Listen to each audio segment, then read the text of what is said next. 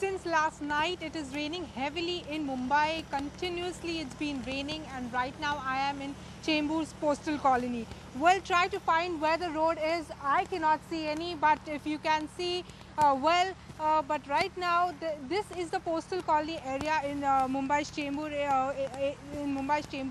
where you cannot see road anywhere. It's completely waterlogged, and if you can just see the buildings around it, even the buildings are the lower ground floor is in fact half submerged. You can see that this area is in fact it's a low-lying area, but still there is completely waterlogging which is being reported from this area. And even if we can just tell you how much there is waterlogging, you can just see that I am in fact half submerged on this road. Now I am not a very tall person, but still in fact I am half submerged on this road, and this road is completely filled with water. Even the adjoining road which is going on the right side of it, even that is being filled with water. And then there are these houses which are in this area. Even those houses are half submerged in water. Now Mumbai's Chembur's Postal Colony is in fact a story which gets played every year, that every year there is waterlogging which is being reported in this area. Definitely it's a low-lying area, but still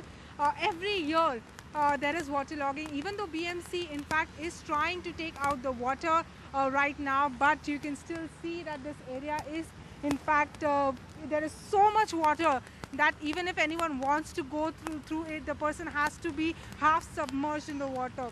Definitely the amount of rainfall also is a lot at this point of time. In fact 260 mm rainfall since last night, which has been reported from Mumbai city as well as suburb. But still people who are living in these low-lying areas, who are paying crores for the houses in this low-lying area, have to go through this every year. This story gets played every year. However, BMC and the government needs to answer, even though they say that it is because of the heavy amount of rainfall.